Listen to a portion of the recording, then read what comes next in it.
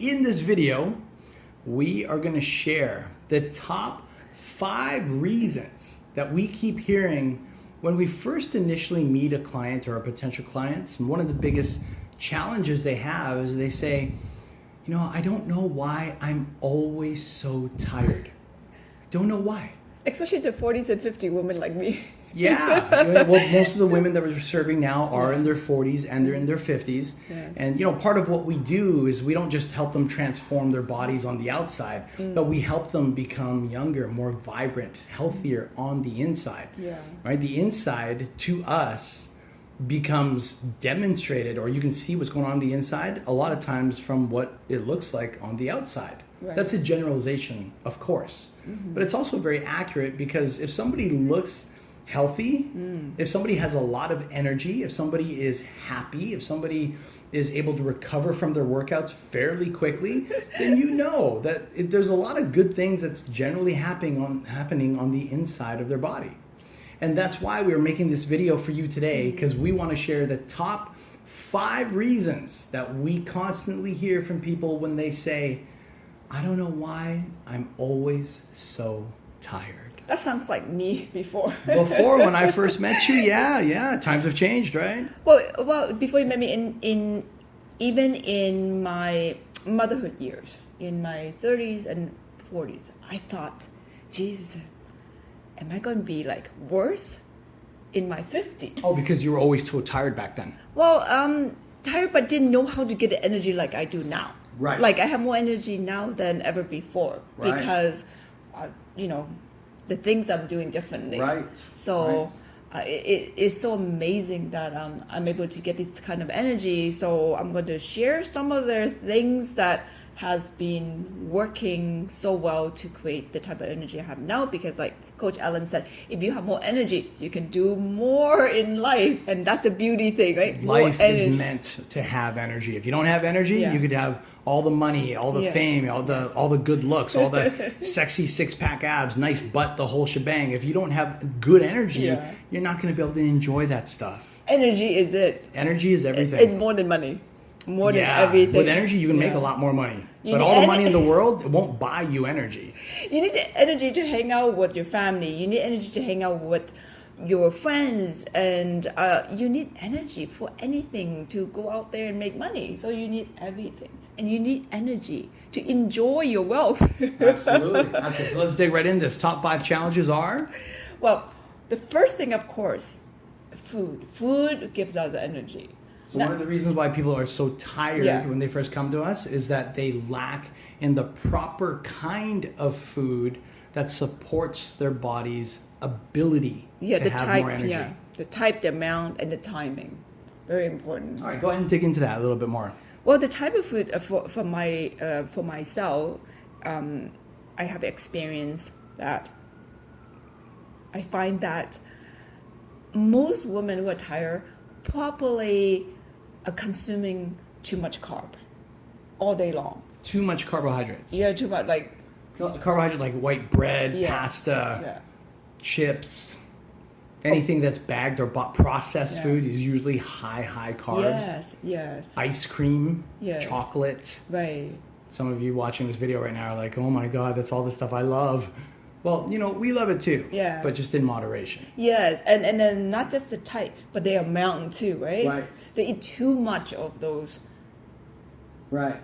being processed food. So bottom line, if you're finding that you're lacking the energy, then the first thing you might want to check is the type.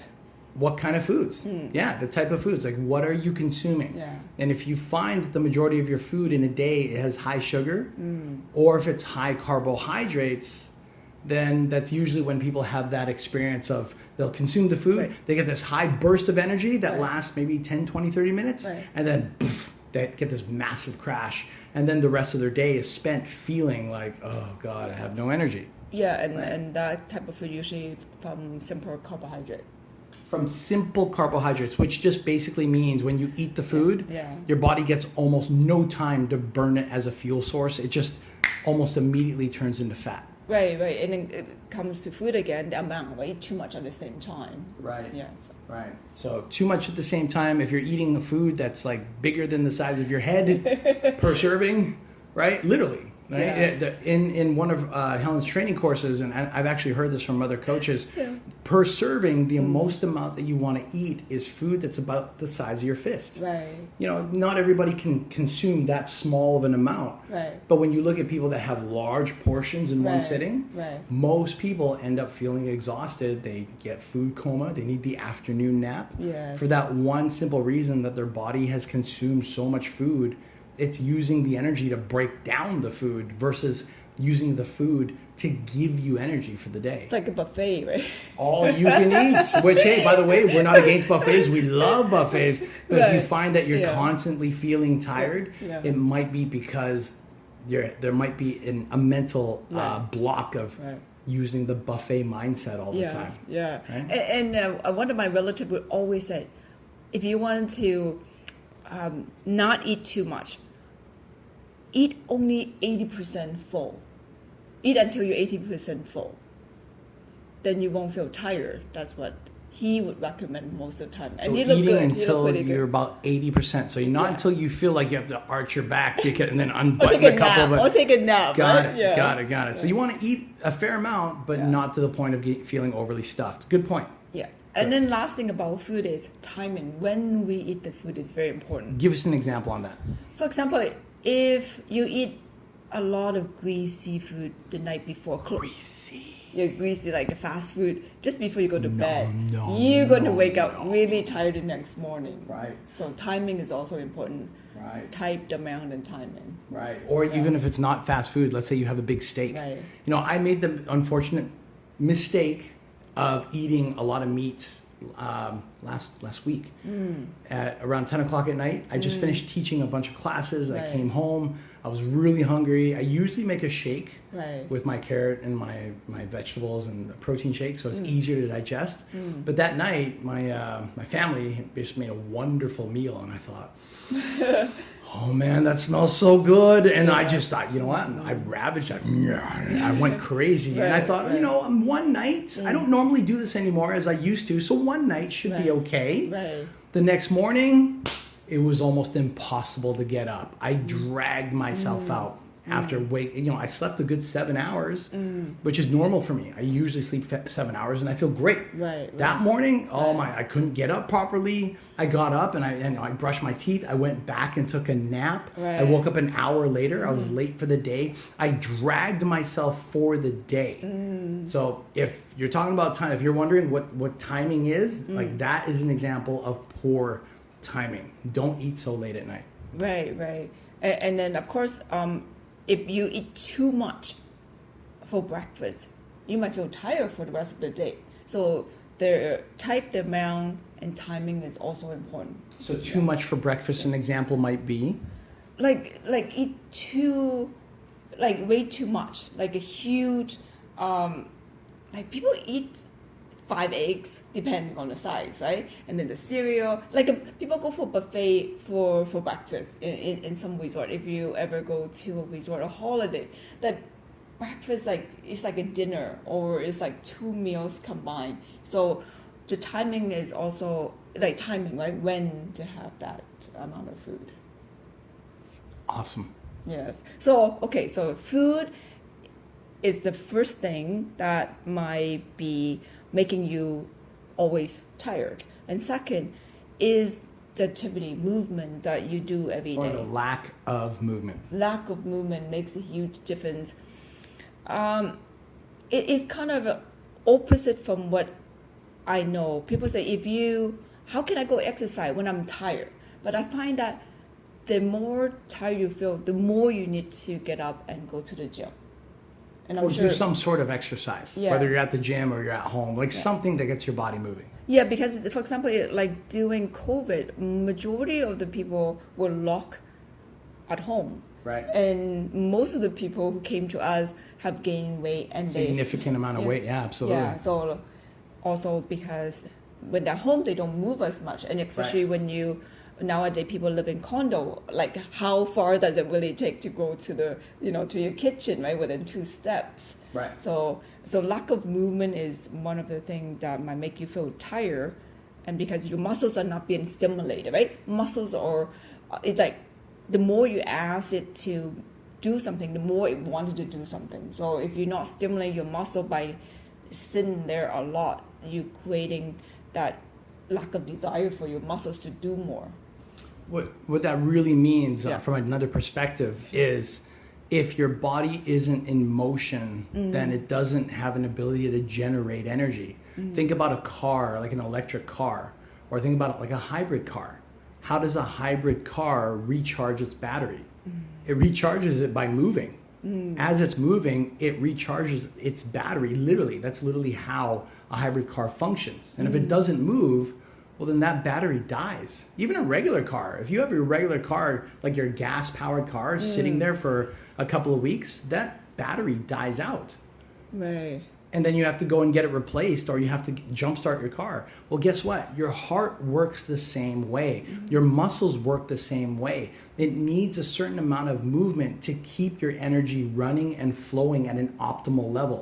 And if the most of your time is spent sitting, in front of a computer, watching TV, working the office on the phone all day, well, guess what? There's not a lot of energy output in those activities. So what we suggest is have a small amount of your day. If you're just starting off, 15, 20 minutes. If you're more advanced, have an hour where you're pushing yourself. You're doing some sort of activity that gets your heart rate up. Do that enough times, you start noticing that you turn on. Like, there's been so many times where Helen's come in to the gym to train with me, and she's tired. But by the end of it, notice how we don't feel tired. Notice, a real quick note, you'll never hear somebody say, and they walk out of an exercise program, like an exercise routine, you'll never hear them say, oh my God, I feel so bad. I feel worse now than when I walked in. Never. People always walk in going, oh God, I feel like I can't believe I got to do this. And they walk out and they're like, oh, I feel so good. I feel revived. I feel recharged. It's because the heart was turned on, because the blood and the oxygen is moving. And that's the gift you want to give yourself on a daily basis, even if it's just for a few minutes a day. Okay. Third reason. Why am I always tired? Why am I always tired? Dehydration. Dehydration. Yes. I like that. Dehydration. Yes. Yeah. Actually, talk about that a little bit. Not just for myself, right? But I also read on online. Many people, adults included, actually don't even. They did a research. Like 7% of the people don't even drink any water. 7%? Yeah, they did. Like they don't drink any water. Like zero water. Yeah. Like none.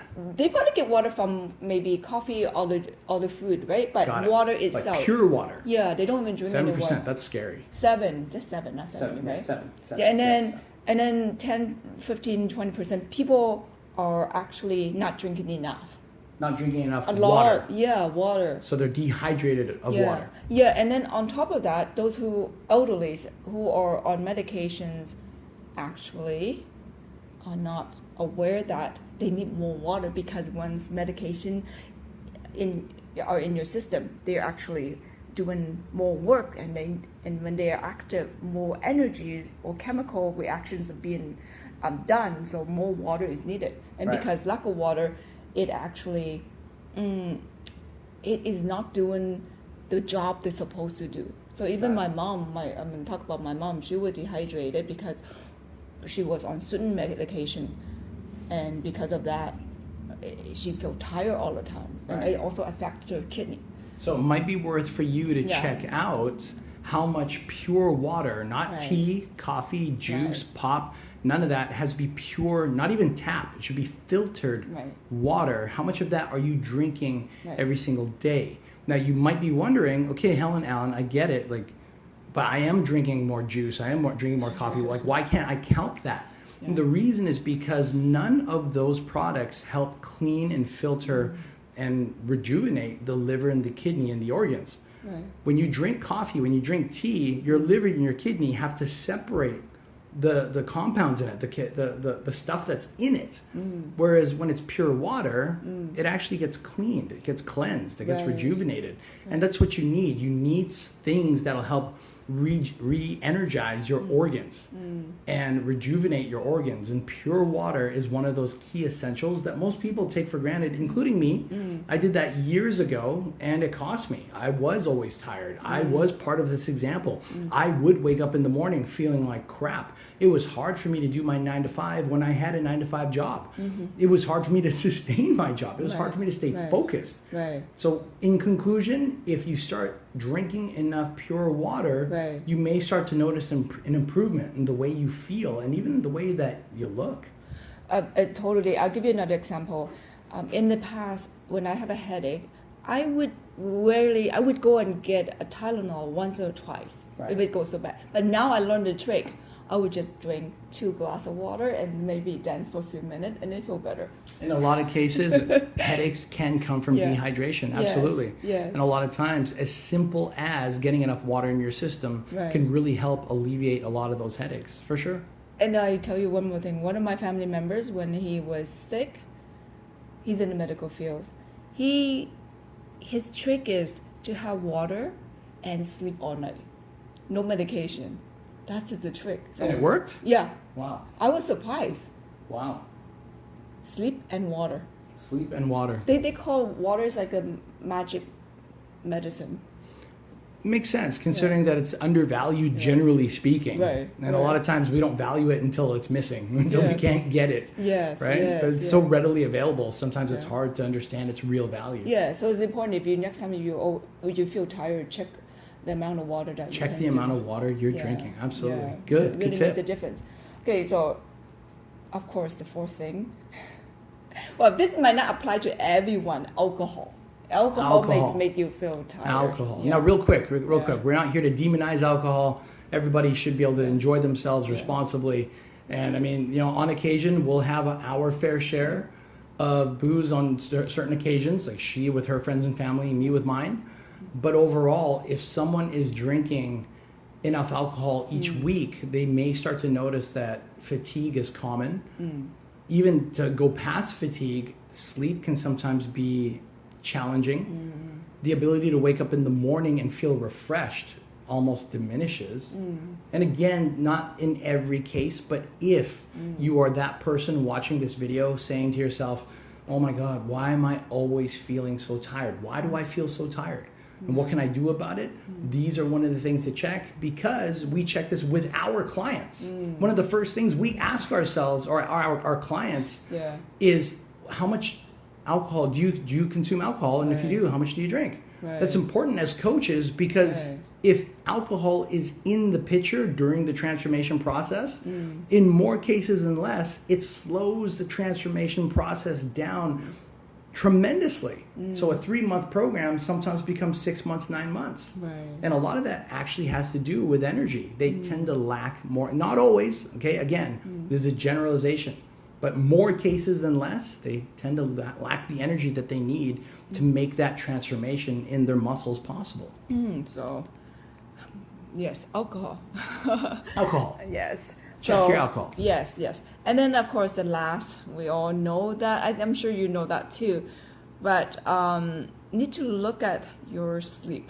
The sleep quality. Sleep quality, right? Imagine you wake up. We all know that, like, we sleep 4 hours versus 6 hours. There's a huge difference. Or even 3 hours, right? So if you are tired, maybe really check for that sleep, not just sleep, but quality. Coach Ellen can go deeply into the quality, how to get more quality sleep. Well, this one hits home for me, because when I was in my 20s, I actually would sleep literally 9, sometimes 10 hours a day. And it was because as I was growing up in my teens, or at least as far back as I can remember, there was rarely a night where I could go to sleep and wake up the next morning feeling super refreshed. And I couldn't understand. I couldn't understand, why am I sleeping 10 hours, 8 hours, 9 hours a night, and I still wake up the next morning, I'm exhausted. And then I hear about some of my other athletic friends. They're like, man, what are you doing? They're sleeping 6 hours, sometimes 7, sometimes 5. But overall, no matter how much less sleep they get, they always felt better than me. And I'm like, how is this humanly possible that I could sleep more Yet I could wake up feeling more tired than my friends who slept less. And I found out that it's not just the quantity of the sleep that you get, it is the quality of sleep that you get. You need to get rapid eye movement, or REM sleep. And to get there, the body goes through 4 stages of sleep, REM sleep being the 4th. If your body doesn't get to that 4th stage, you could sleep 12 hours in a night. If you're only at stage 2 or 3, then your body's not rejuvenating. That's right. Many women actually came to us and told us that they keep waking up in the middle of the night. That can break your REM sleep. Absolutely. Yes. Your quality sleep gets destroyed. Right. Absolutely. So you definitely want to check the quality of your sleep if you're in that position of feeling tired all the time. So these are our top 5 reasons why am I always tired. And if you want to know more detail about each of those, or if you've got your own questions that you want to ask us, please make sure you do hit up the comment section down below. If you found this video to be helpful, go ahead and hit that like button. And the last thing, if you want to watch the next video, go ahead and hit the subscribe button so we can shoot over that next video to you. Thank you. So please subscribe, and I will see you in our next video. What she said.